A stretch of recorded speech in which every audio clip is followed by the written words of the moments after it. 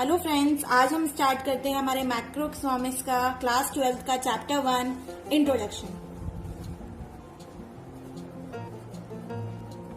सबसे पहले हम इसमें बात करते हैं meaning of macro economics.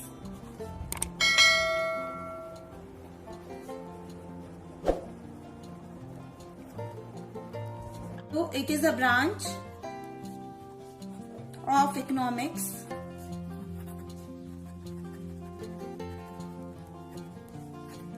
that studies how an overall economy, the market system that operate on a large scale। हिंदी में बात करें तो मैक्रो का मतलब होता है as a economy as a whole.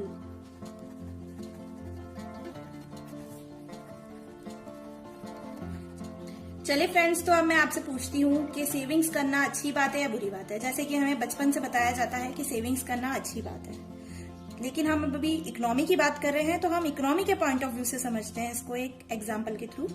Suppose मेरे पास 500 रुपीज है। अब मैं उस 500 रुपीज को या तो सीधे बैंक में डिपॉजिट करा दूं या फिर मैं मेरे पॉकेट के अंदर रख लूं। बट मुझे कुछ सामान परचेज करना था तो मैंने उस 500 रुपीज को ग्रोसरी स्टोर पे कुछ आइटम परचेज करने के लिए मैंने वो 500 रुपीज स्पेंड कर दिए। अब ग्रोसरी स्टोर वाले ने उसी 500 रुपीज को पेट्रोल पंप पे पेट्रोल डलवाने के लिए यूज कर लिए। अब पेट्रोल पंप वाले ने उसी 500 रुपीज को मॉल वगैरह में क्लोथ्स वगैरह परचेज करने के लिए स्पेंड कर दिए। तो स्टार्टिंग में थे तो मेरे पास 500 रुपीज। उस 500 रुपीज का इकोनॉमी में क्या इम्पैक्ट पड़ा, अगर हम टोटल करें तो इकोनॉमी के लिए वो 1500 रुपीज का काम उस 500 रुपीज ने किया। ये उसका इकोनॉमी में कंट्रीब्यूशन रहा।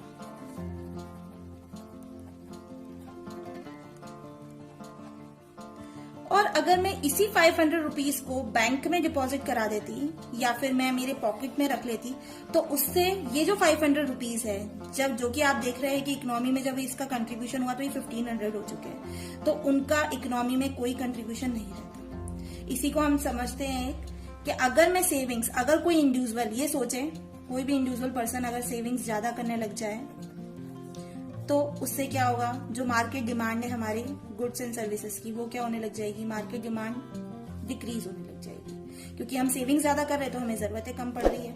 उसके बाद अगर मार्केट डिमांड हमारी डिक्रीज हो गई है तो जो स्टॉक रखा है मार्केट के अंदर लोगों के पास, वो क्या हो जाएगा, इंक्रीज होने लग जाएगा। स्टॉक बढ़ेगा तो जो प्रोडक्शन है, जो भी फैक्ट्री मैन्युफैक्चरिंग कर रही है, प्रोडक्शन कर रही है, तो उनको प्रोडक्शन क्या करना पड़ेगा, कम करना पड़ेगा।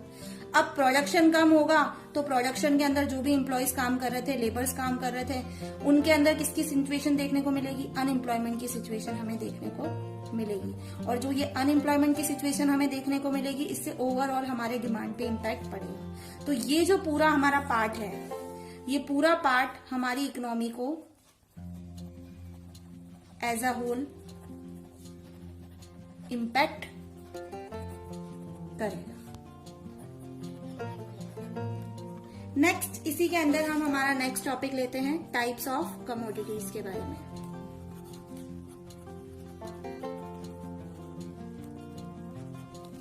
टाइप्स ऑफ कमोडिटीज के अंदर हम देखते हैं कि कमोडिटीज के कितने टाइप्स होते हैं। तो फ्रेंड्स, कमोडिटीज के टोटल 4 टाइप्स होते हैं। पहला हमारा कंज्यूमर गुड्स, दूसरा हमारा कैपिटल गुड,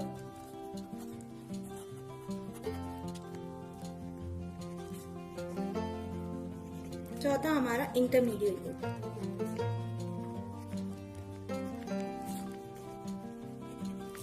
चलिए फ्रेंड्स, पहले समझते हैं फर्स्ट हमारा कंज्यूमर गुड के बारे में।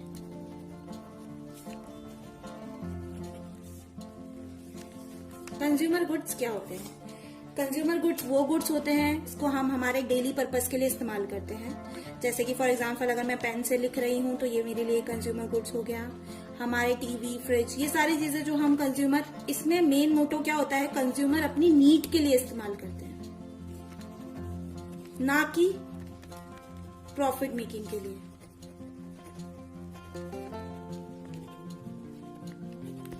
तो हम इन गुड्स को कहते हैं कंज्यूमर गुड्स।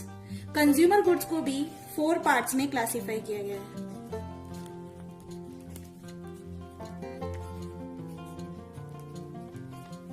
पहला durable goods, semi durable goods, तीसरा नॉन ड्यूरेबल गुड्स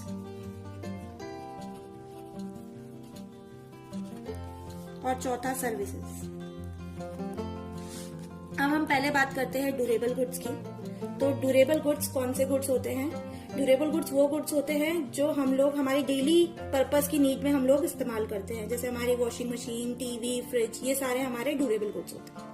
नेक्स्ट हम बात करते हैं सेमी ड्यूरेबल गुड्स के बारे में। तो सेमी ड्यूरेबल गुड्स वो गुड्स होते हैं जो हम 1 ईयर इस्तेमाल करते हैं या मोर देन 1 ईयर इस्तेमाल करते हैं। अगर हम इसमें बात करें सेमी ड्यूरेबल गुड्स में, तो इसमें हमारे इलेक्ट्रॉनिक आइटम्स आ जाते हैं, ठीक है। और हमारे बेस्ट एग्जाम्पल है इसका क्लोथ्स, जो कि हम 1 ईयर या 2 ईयर में हम लोग चेंज करते हैं। तो जो ऐसे गुड्स जिनका इस्तेमाल हम 1 ईयर के लिए करते हैं और मोर देन 1 ईयर के लिए करते हैं। नेक्स्ट है हमारे non durable goods. Non durable goods हमारे वो गुड्स होते हैं जिनको हम लंबे समय के लिए इस्तेमाल नहीं कर सकते हैं। जैसे कि फॉर एग्जाम्पल हम इसमें ले सकते हैं, जैसे मैंने मिल्क है, मिल्क मैंने एक बार ले लिया तो उसको फिर मैं दोबारा इस्तेमाल नहीं कर सकती। नेक्स्ट हम बात करते हैं सर्विसेज की। सर्विसेज के अंदर हमारे आते हैं डॉक्टर, लॉयर, टीचर। अगर इसकी डेफिनेशन की बात करें तो सर्विसेज वो जो चीज हम लोग ना देख नहीं सकते हैं, ना ही हम उसको छू सकते हैं। फॉर एग्जाम्पल अगर हम बोले डॉक्टर के पास हम गए, तो अगर डॉक्टर हमारा इलाज करता है, हमें मेडिसिन वगैरह देता है, तो वो हमें सर्विस प्रोवाइड कर रहा है। लॉयर जो हमारी फीस प्रोवाइड कर रहा है। टीचर है, टीचर अगर पढ़ा रही है तो टीचर की जो टीचिंग है उसको आप किसी में काउंट नहीं कर सकते, तो वो सारी चीज आपकी किसमें आएगी? सर्विसेज के अंदर। फिर हमारे कैपिटल गुड्स के बारे में।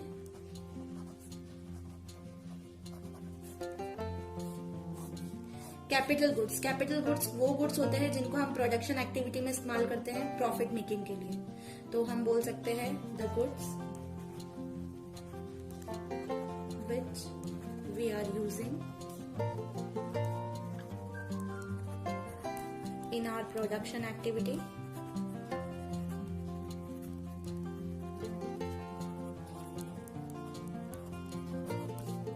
for the purpose of profit making.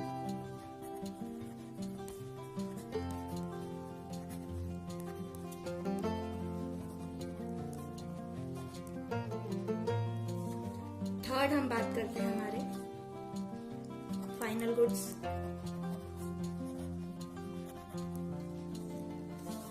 और फोर्थ है हमारा इंटरमीडिएट गुड्स।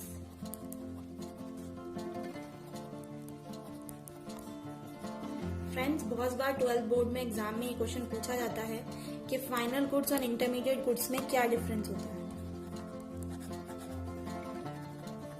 तो पहले हम दोनों के डिफरेंशिएशन को देखते हैं।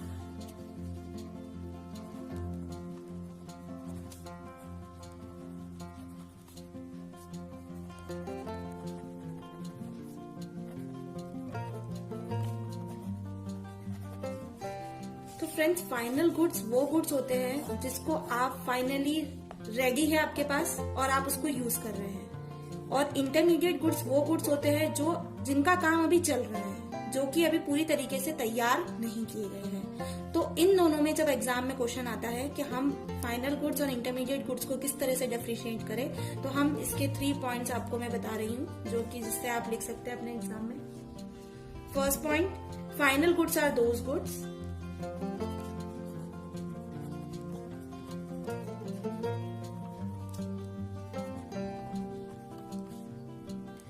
which crosses the boundary line of production.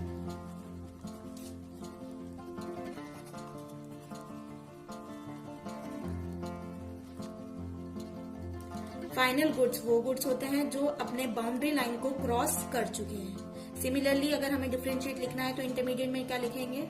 Intermediate goods are those goods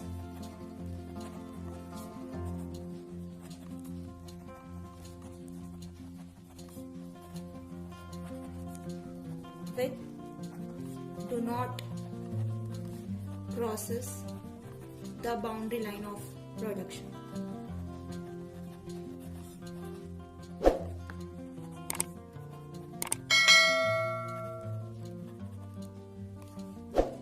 second हम बात करते हैं फाइनल गुड्स यूजर्स के यूज के लिए बिल्कुल रेडी है, तो हम लिख सकते हैं they are ready to use by the user.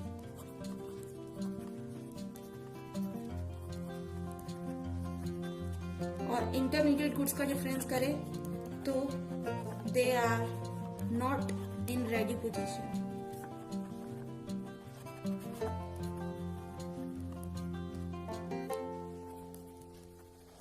The work is still going on.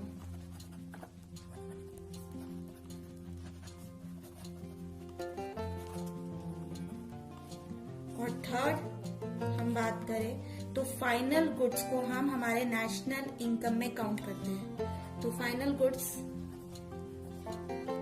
Are countable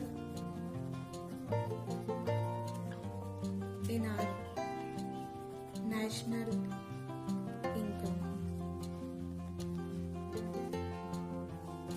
and intermediate goods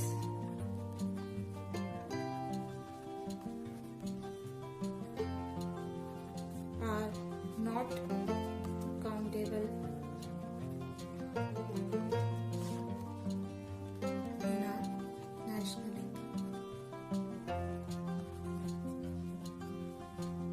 तो फ्रेंड्स अभी भी ये क्वेश्चन आता है फाइनल गुड्स का, इंटरमीडिएट गुड्स का, ये 3 पॉइंट्स आप एज इट इज लिख कर आ जाइए आपके बोर्ड एग्जाम के अंदर। डिस्कस करते हैं इन्वेस्टमेंट होता क्या है। इन्वेस्टमेंट एक ऐसा प्रोसेस है that increases the stock of capital, जो हमारे स्टॉक ऑफ कैपिटल को इंक्रीज करता है। आज हम जो भी पैसा इन्वेस्ट करते हैं आगे चलकर वो हमें फ्यूचर के अंदर बेनिफिट देता है। नेक्स्ट बात करें तो इन्वेस्टमेंट के टाइप्स क्या क्या होते हैं। इन्वेस्टमेंट के 2 टाइप्स होते हैं, एक फिक्स्ड इन्वेस्टमेंट, एक इन्वेंट्री इन्वेस्टमेंट। फिक्स्ड इन्वेस्टमेंट की बात करें तो increase in the stock of fixed assets. Fixed assets क्या क्या होते हैं फ्रेंड्स, हमारे plant and machinery, building etcetera.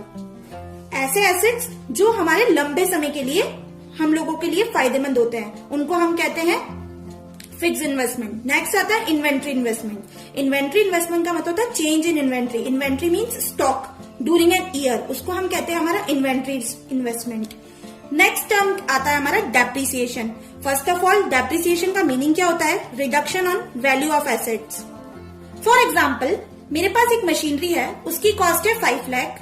After 2 years मैंने उसको यूज कर लिया, उसके बाद उसकी वैल्यू रह गई 3,50,000।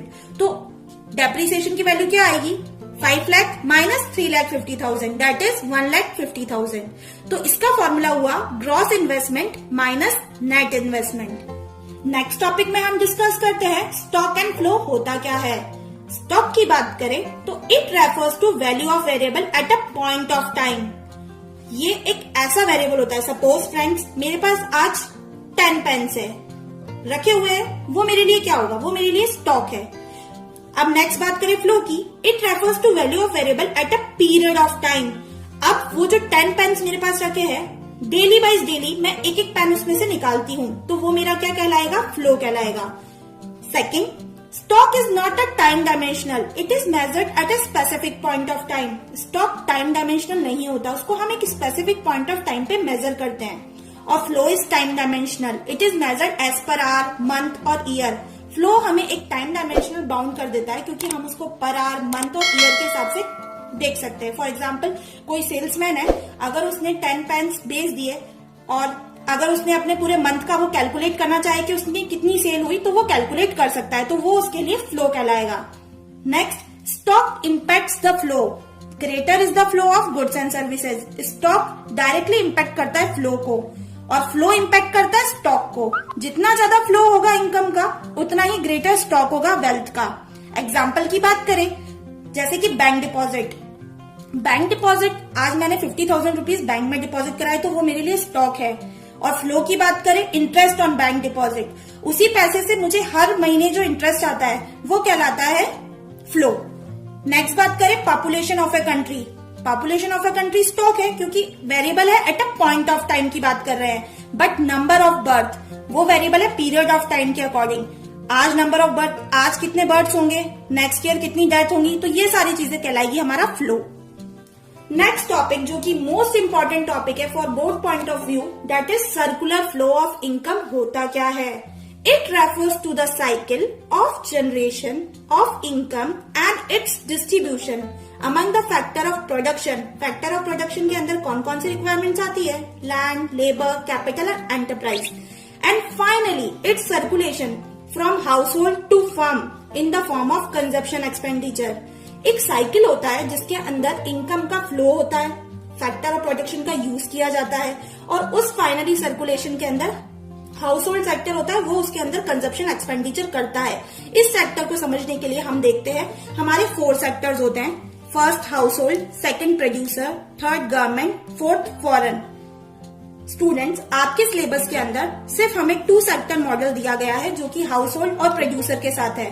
वैसे तो सेक्टर्स 4 होते हैं, बट हम इसमें 2 सेक्टर मॉडल ही देखेंगे हाउस होल्ड और प्रोड्यूसर के बीच में, जिनको हम कहते हैं 2 सेक्टर इकोनॉमी मॉडल। आइए इसको डिस्कस करते हैं ब्रीफली। यहाँ हम बात कर रहे हैं 2 सेक्टर मॉडल की। आप ये डायग्राम देख रहे होंगे, इसमें हाउस होल्ड और प्रोड्यूसर, मैंने 2 सेक्टर्स लिए हैं। सबसे पहले बात करें हाउस होल्ड, हिंदी में बोलते हैं परिवार के लोग।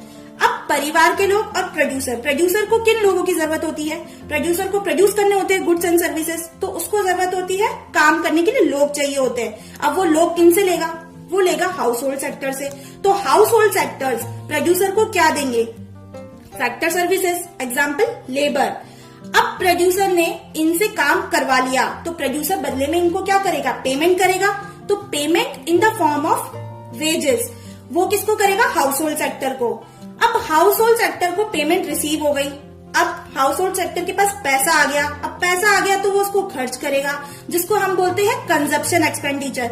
और वो पैसा खर्च करेगा अपनी जरूरतों की चीजें लेने के लिए, और वो लेगा किससे? प्रोड्यूसर से, इन the form of consumption expenditure. अब ये जो प्रोड्यूसर है, इसको पैसा मिल गया, तो ये बदले में हाउस होल्ड को क्या देगा? तो ये देगा goods and services to the household. और ये हमारे पूरे साइकिल को हम लोग कहते हैं सर्कुलर फ्लो ऑफ इनकम। इस पूरे में हमने कुछ अजम्पशंस लिए। There are only 2 sector in the economy. हमने यहाँ पर 2 ही सेक्टर की बात करी है, household and producer.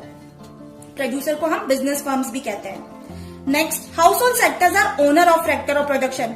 House hold sector परिवार के लोग, परिवार के लोगों के पास क्या है? फैक्टर ऑफ प्रोडक्शन है, लैंड है, लेबर है, कैपिटल है और एंटरप्राइज है, जिनसे वो सर्विसेज किसको दे सकेंगे? प्रोड्यूसर को दे सकेंगे। Next, firm produce goods and services and sell their entire output to the household. Firm क्या करती है? फिर गुड्स एंड सर्विसेज, प्रोड्यूसर यानी कि फर्म, ये क्या करेंगे? गुड्स एंड सर्विसेज को प्रोड्यूस करेंगे, और ये सारा का सारा किसको देंगे? हाउस होल्ड सेक्टर को देंगे। Household receive income for their factor services and spend the entire amount on consumption. हम यहाँ पर assumption ले रहे हैं कि हाउस होल्ड कुछ सेविंग्स नहीं करते हैं, वो अपना सारा पैसा कंजप्शन एक्सपेंडिचर पे स्पेंड कर देते हैं। तो इकोनॉमी के अंदर कोई सेविंग्स की बात नहीं हो रही है, और ना ही यहाँ पर कोई गवर्नमेंट सेक्टर का इनरोलमेंट है। अब इस डायग्राम को देखने के बाद हमारे इस टॉपिक के अंदर इंपॉर्टेंट टर्म्स आते हैं 2। एक आता है हमारा रियल फ्लो, एक आता है हमारा मनी फ्लो। बहुत सी बार इस पे क्वेश्चंस भी आता है, what is real flow, what is money flow. हम देखते हैं, there is a flow of goods and services from producer to household, and in turn there is a continuous flow of factor services from household to producer. This is called real flow of goods and services. Friends, अगर आप ये diagram देख रहे हैं, तो इसके अंदर जहां भी मैंने सर्विसेज की बात करी है, एक मैंने बात करी है फैक्टर सर्विसेज की, एक मेरी बात हो रही है गुड्स एंड सर्विसेज की। तो ये चीजें आप इन दोनों को हटा दीजिए और आपका हो जाता है मनी, आपका हो जाता है रियल फ्लो कंप्लीट, यानी कि factor services and goods and services. जहां हम सर्विसेज की बात कर रहे हैं, हाउस होल्ड सेक्टर क्या कर रहा है? प्रोड्यूसर को चाहिए काम करने के लिए लेबर, तो हाउस होल्ड सेक्टर उनको प्रोवाइड करता है फैक्टर सर्विसेज, और प्रोड्यूसर से चाहिए हाउस होल्ड को गुड्स एंड सर्विसेज, तो प्रोड्यूसर प्रोवाइड करता है हाउस होल्ड को गुड्स एंड सर्विसेज। इसको हम कहते हैं हमारा रियल फ्लो, जहां पर मनी की बात नहीं हो रही है। नेक्स्ट फ्लो आता है मनी फ्लो। मनी फ्लो का मतलब है it refers to flow of money across different sector of economy. इसको समझाने के लिए मैं आपको यहीं पर बता देती हूँ। हाउस होल्ड और प्रोड्यूसर दो सेक्टर है। हाउस होल्ड क्या करता है, जब उसके पास पैसा आ जाता है तो वो उस पैसे को अपने एक्सपेंडिचर में खर्च करता है और वो प्रोड्यूसर से सामान लेता है और प्रोड्यूसर उसके बदले में उसको क्या देता है, प्रोड्यूसर पेमेंट करता है अपनी फैक्टर सर्विसेज की इन the form of rent, wages, interest और प्रॉफिट, और इसी को हम कहते हैं हमारा मनी फ्लो। सो फ्रेंड्स, अगर आपको मेरी ये वीडियो पसंद आई है तो वीडियो को लाइक करें, शेयर करें और चैनल पे नए हैं तो चैनल को सब्सक्राइब करना ना भूलें। जल्द मिलते हैं नई वीडियो के साथ। Thank you.